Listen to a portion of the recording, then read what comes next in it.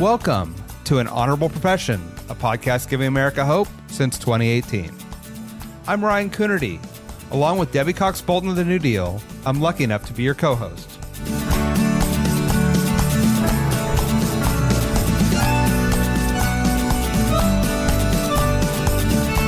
An Honorable Profession is a New Deal Leaders podcast. The New Deal is an organization that supports the next generation of American leaders.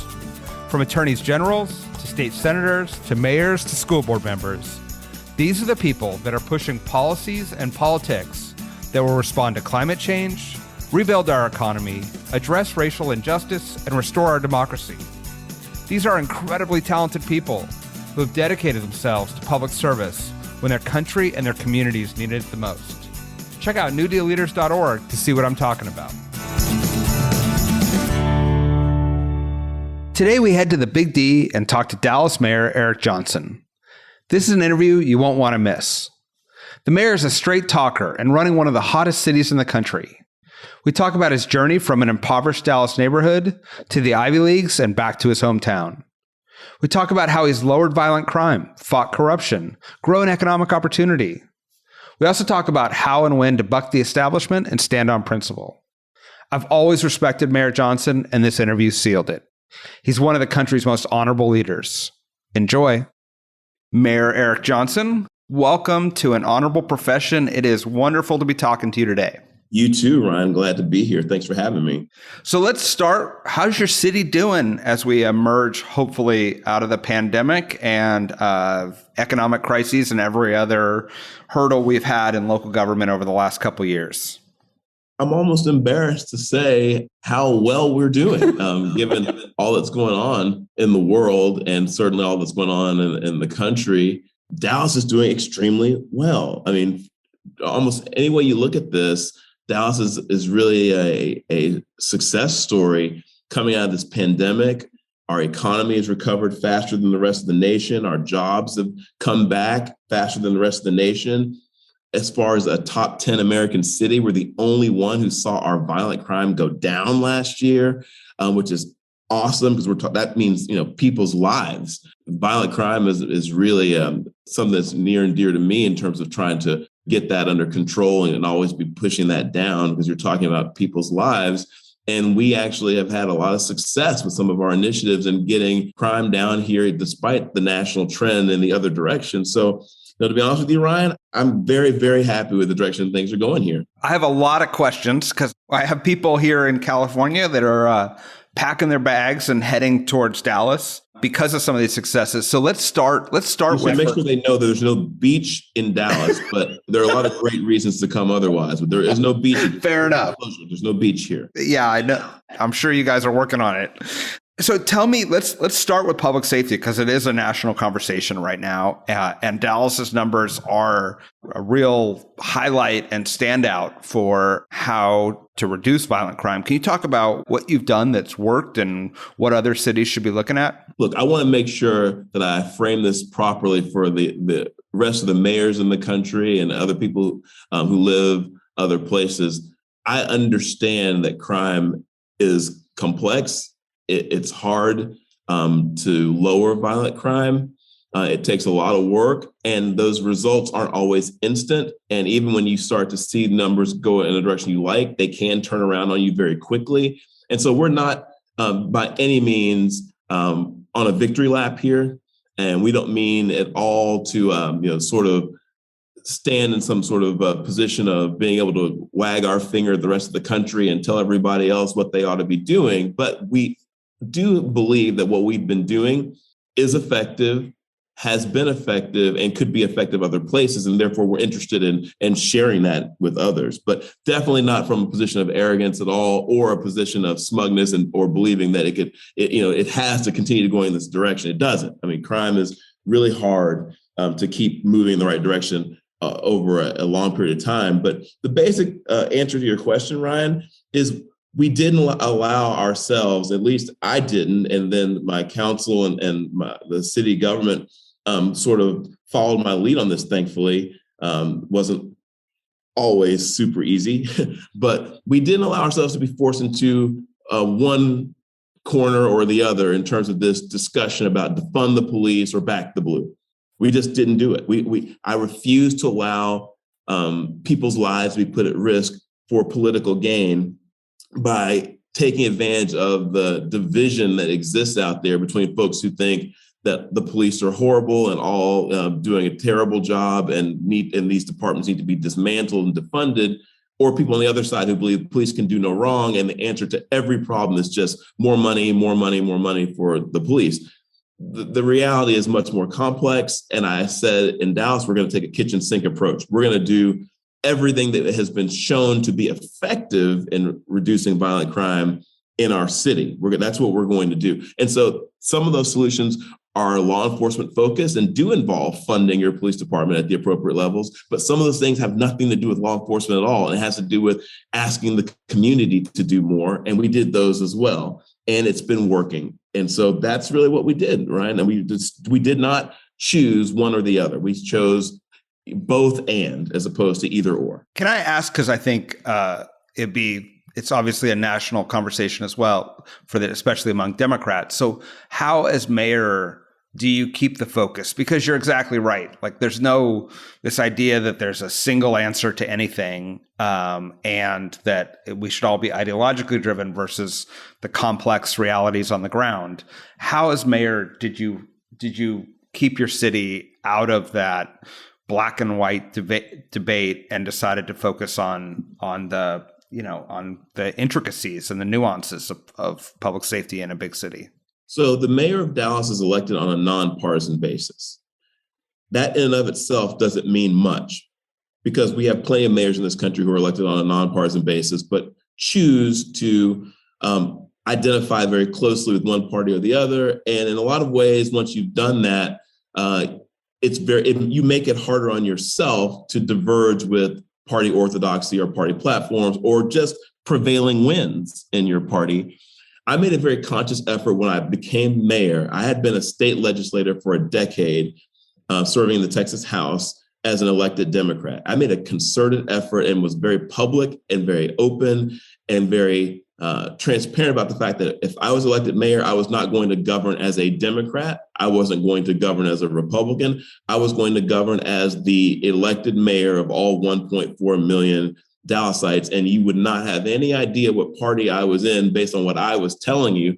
I wasn't going to be talking about my party affiliation. I was going to be talking about the issues that matter to people in Dallas, and I was going to govern that way. And that made it easier for me to make the kinds of decisions I needed to make when this issue of defund the police came up and the public safety issues came up. Now, if you choose to govern differently, if you choose to be associated more with a party, you probably have a harder time making those decisions. But that in and of itself is a decision. So I'd say it was a two-pronged decision. One is to govern in a nonpartisan way, which, again, there are some political benefits if you're thinking about, I guess, running for another office at some point on a partisan ticket, to behaving as mayor in a more partisan fashion, being more closely aligned with some of the partisan organizations. But I chose to govern in a nonpartisan way. I've been a member of the Democratic Party my entire life. That's not a secret. Anyone who wants to Google that can find that out. But I don't lead with that. And so what I've done is, since I've become mayor, when issues have come up, I've just said, what is the right thing to do here in terms of the policy? What do I think will actually achieve the goal? And on public safety, it became very quickly evident to me that you were not going to reverse your violent crime numbers, particularly with the trend line we were seeing across the country, by cutting your police department budget just for the sake of cutting your police department budget. And that was what I was seeing happening. And that was some of the rhetoric. And I just had to take a stand against it and say, at the end of the day, this is going to be some rough sailing. And I did have activists protesting outside my house. People tried to make my life very uncomfortable, frankly, and that opposition came from the left. But I stood firm because I believed in the end, the results would vindicate the action. When people saw the crime numbers going down, that they would say, okay, that was the right decision. And that's exactly how it's played out. That's exactly how it's played out. We did things on the law enforcement side that everybody understands, funding, your salaries for your officers and, paying for their squad cars and things like that. But the more interesting piece is the stuff we did on the non-law enforcement side that I don't think gets enough attention. But we did a lot of things involving violence interrupters and focusing on blight remediation and lighting improvements and social emotional learning in our schools and things that have contributed to our success on violent crime too. So that's how I was able to do it. I think it's just that's been my governing style since I got into office. I want to talk a little about that governing style because I've known you for a long time and watched your leadership, and I've always been struck that you're relentlessly honest with folks when things are working or when they aren't working, and you also you reject the simple sort of soundbite tweet answers to difficult public policy issues. Where does that come from, and how do you think that's impacted your leadership in Dallas and then nationally among big city mayors and other mayors across the country? I don't think anyone's ever asked me that question in a setting like this, but I've given it thought because I've had to talk about it with my inner circle and my friends and family. And I've had to think about it for myself. So I actually know the answer to this question, but I've never had anyone ask me. So this is fun because I get to actually, I guess, say it, outside of the family. But I really believe it comes from two things primarily. One is my mom. My mom just has a strength and a faith and a belief that a person should stand up for what they believe in and stand up for right, even if they have to stand alone. She used to always tell me that. She goes, Eric, you have to be willing to stand all by yourself sometimes if you really believe in something, even if everyone else is saying sky's purple, sky's red. If you believe it's blue, you got to be okay with that and say that and let the chips fall. So she really taught me from a young age just to be comfortable with being in the minority or even being in a minority of one. And I internalized that. That's number one. And then number two, I think my upbringing, I grew up pretty religious. I grew up in a small Christian denomination, the Church of Christ. And the Church of Christ has never had a numerical majority of any community it's ever been in. It's sort of a small but proud group of folks. And we've always had to be willing in a lot of ways within sort of the Christian community to stand up for our beliefs and explain ourselves, in a way that I think just as a kid, I just was comfortable with not being in the big group or the majority group or in the popular group. I just grew up being comfortable with, this is what we believe, this is what we're about, and you believe it's right, so you do it. And so I've never existed politically as someone who needed to necessarily be comfortable all the time, or who needed to felt the need to always sort of sugarcoat things to gain popularity.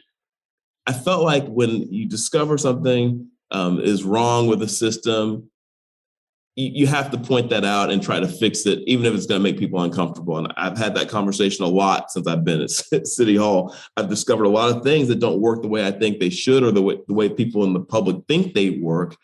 And I've set about trying to fix some of those things. And it's made a lot of the people whose lives have gotten very comfortable working in this bureaucracy and who sort of count on people's ignorance about how dysfunctional some things are. It's made them uncomfortable because they're like, well, you should be on the team. And on the team means never admitting when we're wrong, or never admitting when there's inefficiencies or things that we can do better. And I don't think that's what being on the team means at all. I wasn't raised that way. To me, being on the team means, man, if there's things we got to do to get better, we got to call those things out and then do them and get better. So that's really where it comes from. It's just how I was raised. And it's probably in a lot of ways hampered me politically. I probably don't get the invites to participate in some of the things that I would if I were more of a just unabashed cheerleader for everything that either my party was doing or that the level of government I was serving at, whether it was the legislature or City Hall's doing. but that's just not how I choose to live my life. And it gives me a tremendous amount of personal satisfaction. And I sleep really, really well at night by just doing what I think is right all the time. I, for one, appreciate it. I think we need more people talking about the complexities, because it's a disservice to our communities and to our country to pretend like there are simple, easy solutions to any of the challenges facing us. And I think your nuanced and honest responses are of real value. I want to talk about how you are taking on some of the entrenched problems, specifically recently with ethics reform. But first, I mean, I think you talked about your upbringing, and it is a remarkable story that is tied to both, your talents, but also to your city. Can you talk a little bit about, your journey of how you found yourself where you are today, and the important moments along the way that informed your life choices and the choice to go into public service?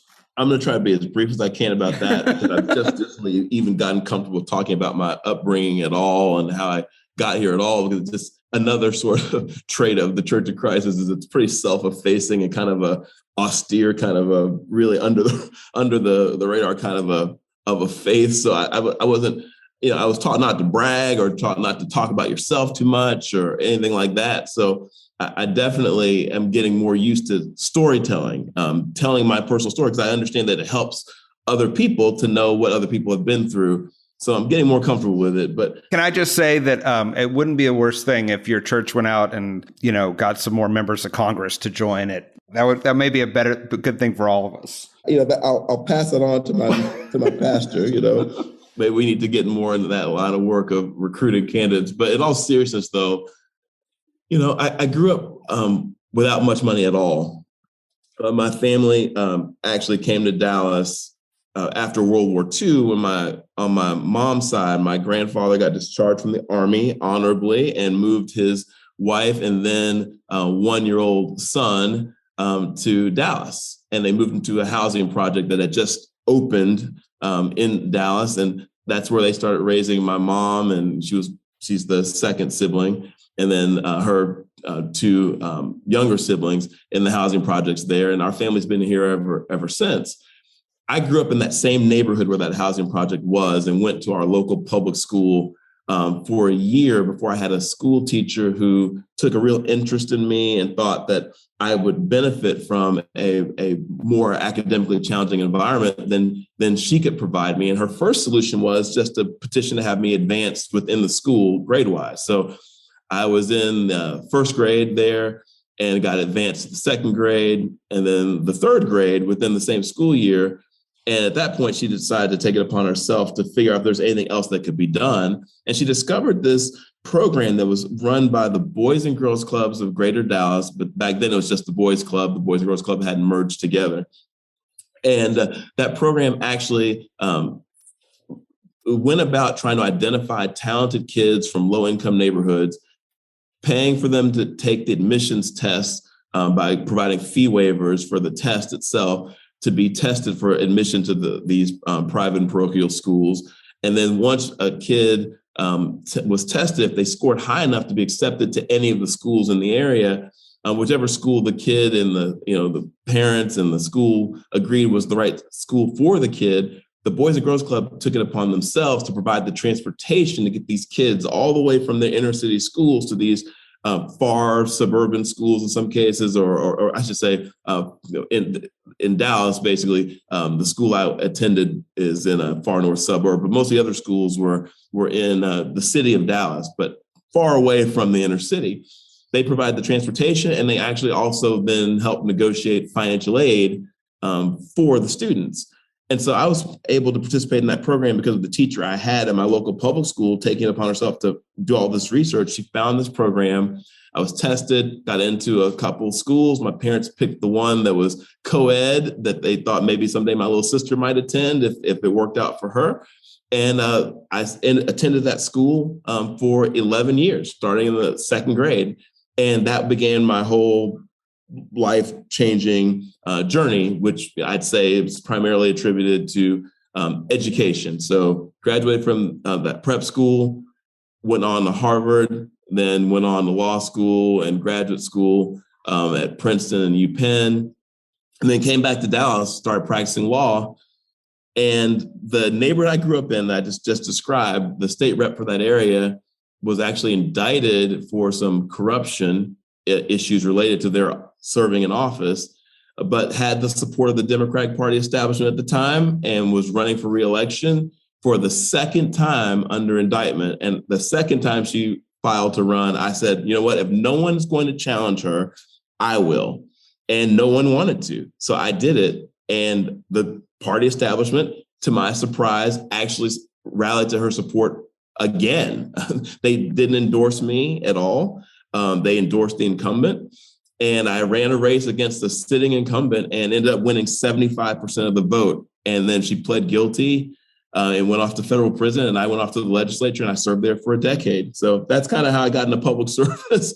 And then I ran for mayor, basically, after our last mayor was term limited out, because the field that I saw forming for that position didn't have, I think, the vision for Dallas that I did in terms of what I thought the city really needed. And so I was in a position in my life where that made sense to come back home from Austin and focus more on being here in Dallas with my wife and kids. And I ran for mayor as the 9th person to file in a 9-person race.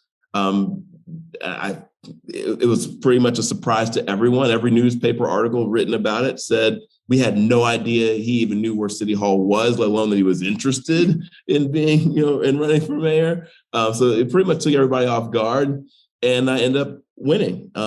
So that's how I got here.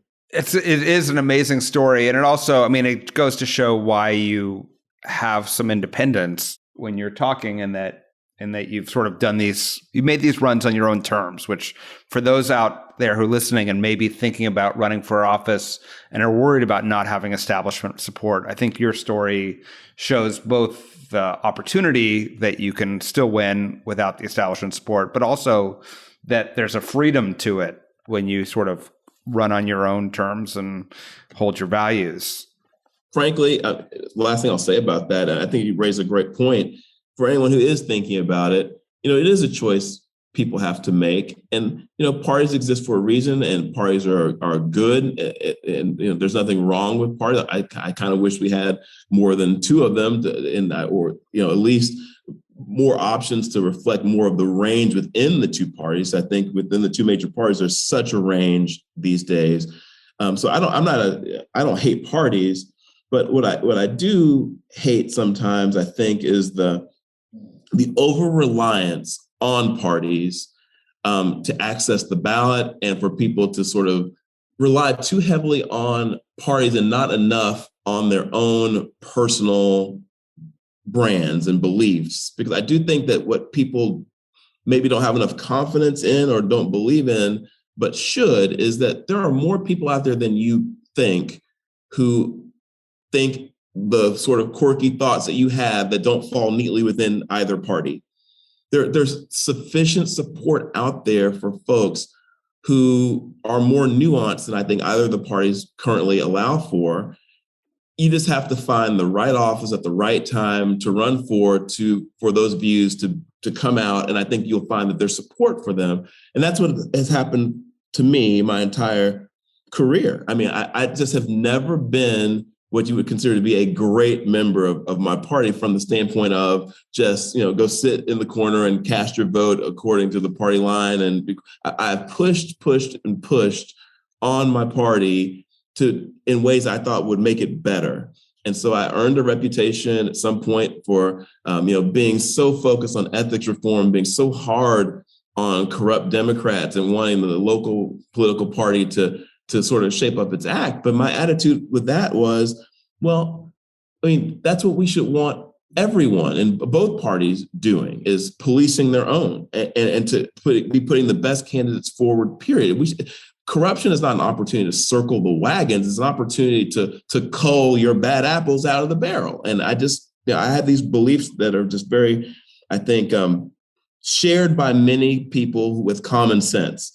And I think people should rely more on their common sense and have more confidence that that will be rewarded at the ballot box, because it has been for me. I have never lost an election speaking directly to the people the way I think that they appreciate. I have complete confidence in the voters. So let's talk about those ethics reforms that you're taking on and how you think what the response will be as you try to push them through. So my first crack at ethics reform was when I got to Austin. As soon as I arrived in Austin, I said, you know what? There's no reason why any state official who is convicted by a court of law of abusing the public trust, any type of corruption, should be collecting for the rest of their life a state-funded, taxpayer-paid pension. It's very straightforward to me. I thought that was a very simple idea. I said, there's literally no reason why the taxpayer should be paying your health care and a monthly stipend to you for the rest of your life if you've been convicted by court of having just bilked those same people. And I was astonished at how hard that was. A lot of people told me it sounded like a great idea to them too when we talked about it, and they just assumed they would never get out of committee. I got it out of committee. Then they assumed they would never get it through the calendars committee, which was the committee that essentially is like the rules committee in Congress. It sets the debate schedule. They said, we'll never get out of there. Well, I got it out of there and I got it to the House floor. And that's when people started to panic. And it did, and it never happened. And so it never occurred that we fixed that. And I said, you know what, any level of government I work at, I'm going to try to make the system better and work better for the people. And so when I got to become mayor, I came in on the heels of just one in a sort of series of city hall corruption scandals where people have engaged in some corrupt behavior here that has landed them in federal prison. I said, there's no way I'm going to be mayor and just pretend like that's not an issue. And I promised in my inauguration speech that I would tackle it. And a lot of people before me had said that it was an important issue to them too, and it had never really been taken on.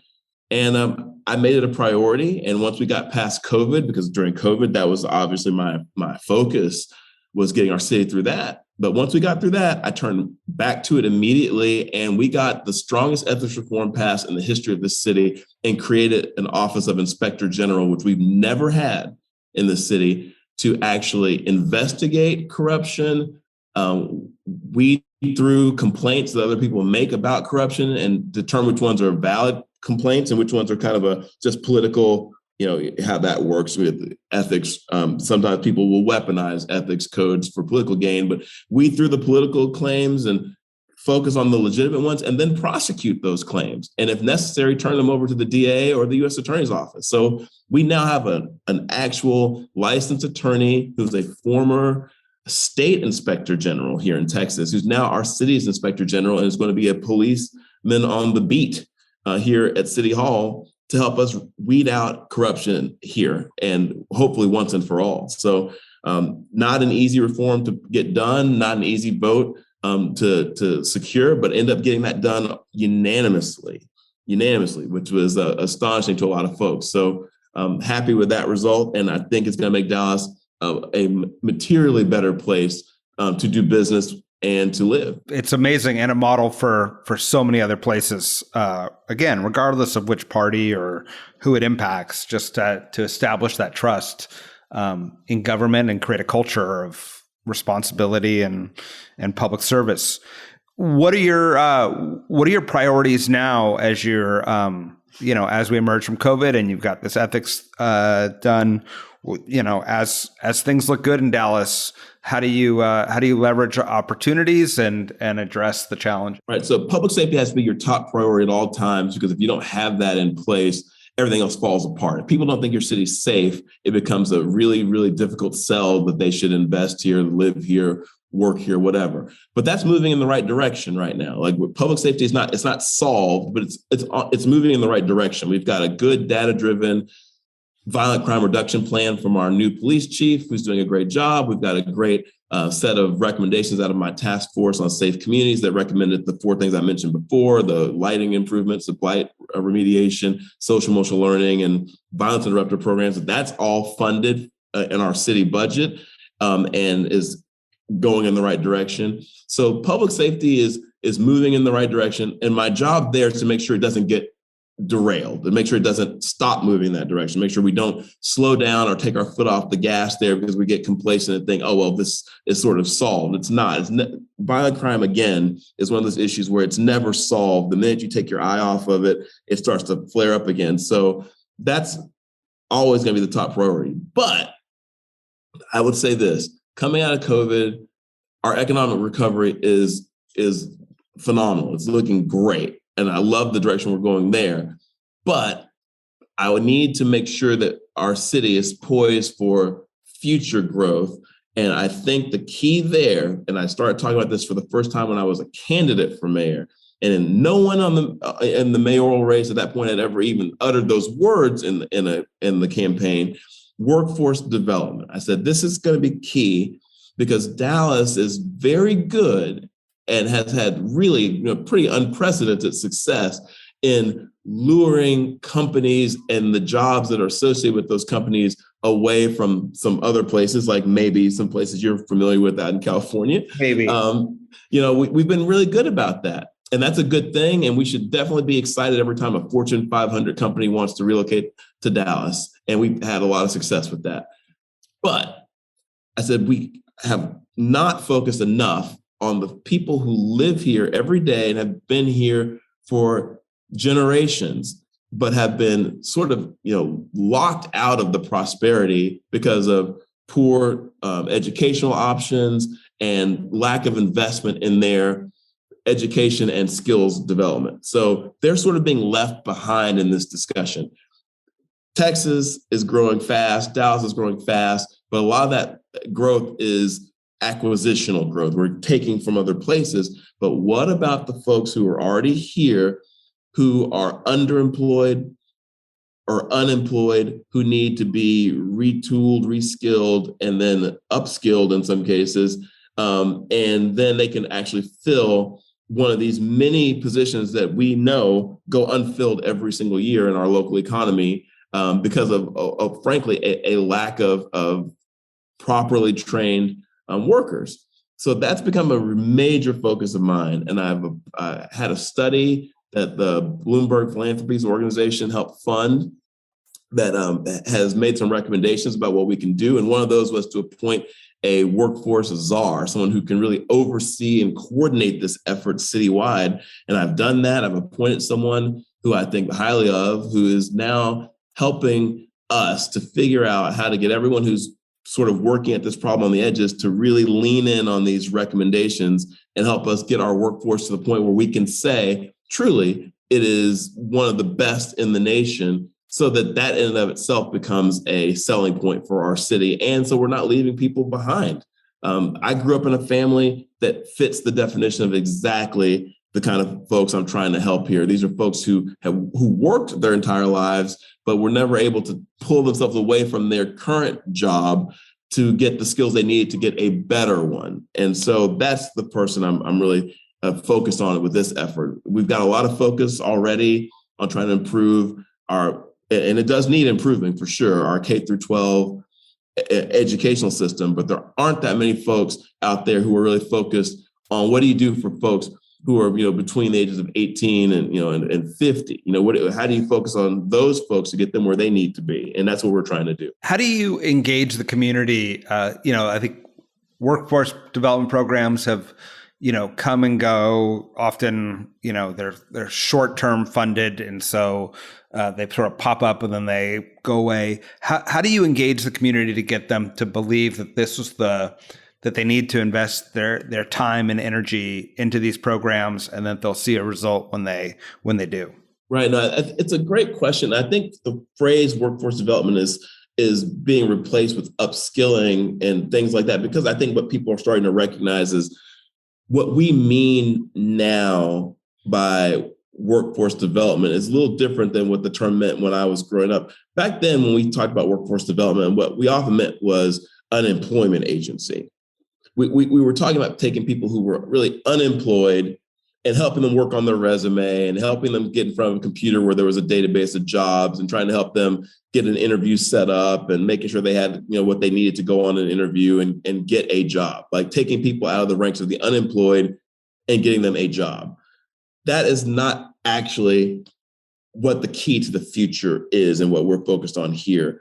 What we are trying to do in this effort and what the Bloomberg funded study really helped bring into focus is that there are certain groups in our city, in particular, African-American males and Latino males, but there's a real disconnect between the folks who would benefit the most from this upskilling, like taking them out of a job that's paying them minimum wage or slightly above, that doesn't really have any growth potential and has very little in the way of employee benefits, and taking them away from that job just long enough to get them the certificate they need or the diploma or certification or associate's degree they need, 18 to 24 months, maybe at the most, that would change their lives forever and change their families' lives forever. We know who the folks are who would benefit from this. And we know the organizations out there who are working on this in small ways. They're doing a program that's got 10 or 15 people in it, or they're focusing on some aspect of this, or they're providing the childcare piece. We're bringing that all together now. That's what the czar is doing. We're now using the city's reach and influence to coordinate all of this so that we can move systematically larger numbers of folks from what I always heard called growing up, and what I am very concerned about, and I frankly believe that we should be more concerned about in this country: the working poor, folks who actually work. They have a job, they work, or they have multiple jobs. They work every single day, but they're still poor. There's not a whole lot of focus, or at least there's not enough, in my opinion, on those Americans, and certainly not on those folks in Dallas, on folks who need an opportunity to work for better pay so they can move into the ranks of homeowners, and they can move into the ranks of the middle class. And so that's really what this is about. It's about upskilling folks who are sort of post K through 12, who that certificate would really make a big difference in their income. And, in some cases, doubling or more what they make a year. I think that's really smart. I mean, I think you're exactly right that we don't spend enough time thinking about the working poor. And that's probably where you can see the biggest and most and the quickest impact that then sets, both helps them, but also it sort of it demonstrates a path, right, to prosperity for others around them. Yeah, absolutely. And, to me, that's it's getting at the heart of what this country is supposed to be about and what it's always represented to me. Look, I love the country. I love Texas. I love being a Dallasite. And what I've always loved about everywhere I've ever lived, I feel like this place really, you can achieve whatever you want to, but you have to be given the opportunities. I couldn't have found that prep school on my own. My parents couldn't have found that prep school on their own. They had a kid, unbeknownst to them, that was capable of performing at that level. Once that was discovered, even that discovery wasn't enough to actually match them up with the opportunity. That took someone else, a teacher, caring enough to go out of their way, to go above and beyond their job description, to go and find a program that someone didn't have to create, but someone in the philanthropic world thought it was important enough to create, again, a voluntary act. And that confluence of events, those philanthropic efforts, plus my teachers, extraordinary effort, plus my hard work, is what allowed me to achieve everything I've ever achieved. That was the opportunity that I needed.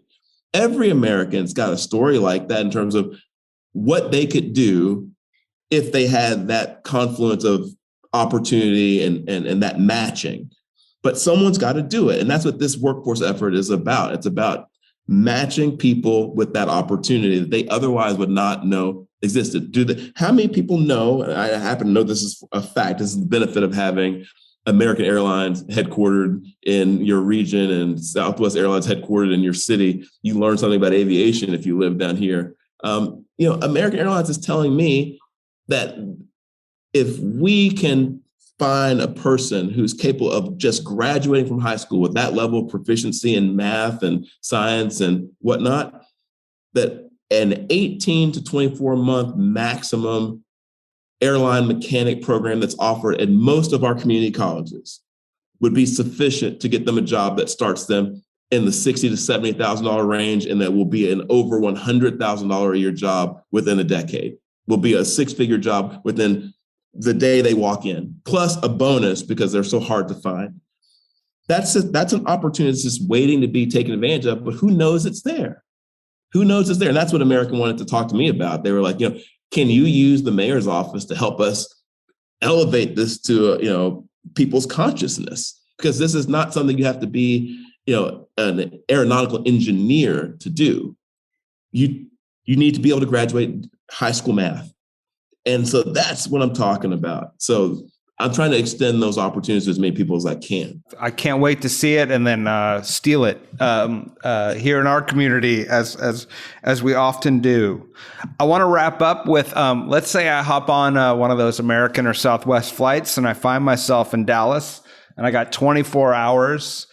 What do you recommend I do that maybe I wouldn't get necessarily from guidebooks, but it's the best way to get a feel for your city? Oh man, I love that question. I think we probably have some underrated attractions here that don't get the attention that I think if the way you phrase the question, I would say most people probably don't know that we've got a world-class, maybe the best in the country arts district. We've got an opera house that's to die for. We've got a symphony hall that Business Insider magazine ranked, I believe, top 10 symphony hall in the world. I think only 2 American symphony halls on the list, Boston's and ours. So the arts district is amazing. Our food here, our food scene is incredible. So you can do just about every cuisine you can imagine here. And we have just a ton of great restaurants. And so we were the Bon Appetit Restaurant City of the Year a couple of years ago. I mean, we've got great options here for food. I think we have more public green space and more cool parks and amenities than people think of when they think of our city. So I could take you to a place called Clyde Warren Park, where I think you'd have a great time. And it's where we were very creative in turning something that was once just a freeway overpass that was a dividing line between our central business district and sort of this developing area, and we built a park over a freeway. And it's become so popular that now we're about to do it again near our zoo to connect two communities that had been separated by an interstate highway. And frankly, if we got the money to do it with out of this infrastructure package, from Washington, we would do that a third time if I had my way over in the South Dallas area of our city, connecting two communities that were separated there by Interstate 30. We would build a park over the freeway there. Actually, we would drop down the freeway to below grade and build a park over that. So I would say, the parks, the arts district, the food. So the quality of life things here are just amazing. And if it was football season, I might let you leave and go to Arlington to watch a Cowboys game, but probably recommend you stay in the city. I love it. I'm hungry and ready to go hang out in the park all day. That sounds like a really good way to spend 24 hours. Mayor Johnson, thank you for joining us on An Honorable Profession. We love having you as part of the New Deal Network. I was looking it up. I think you might have the most policy ideas submittals of any elected official in the network, which is great because it's not only means you're doing cool things in Dallas, but you're also sharing them so that the rest of us can try them in our communities. And so we just all appreciate your leadership, your honesty, and your ethical approach to public service. Well, I want to thank you for the time. And I also want to take this opportunity, if I may, just to thank you for your service to and for all that you've done and what you've meant to the network, and for doing this podcast. And hopefully it'll help someone. I'm sure from all the folks you've had on there before that, people have benefited greatly from your work on this, but look forward to seeing what's coming next from you and supporting you. And hopefully next time I'm in Santa Cruz, I'll get a chance to see you. You got it. Yeah, we got some parks and some arts that I don't think they make the Bon Appetit list, but they're but I will definitely have you over, and we can hang out, and appreciate all the time and effort. Yeah, of course. Thank you so much. All right. Thanks, Eric. Thanks for listening to An Honorable Profession. Please subscribe to hear more amazing leaders, and keep asking your elected officials to be honorable. Boots Road Group produces podcast. I'm Ryan Coonerty, and because we keep things honorable, no tax dollars were used in the making of this podcast.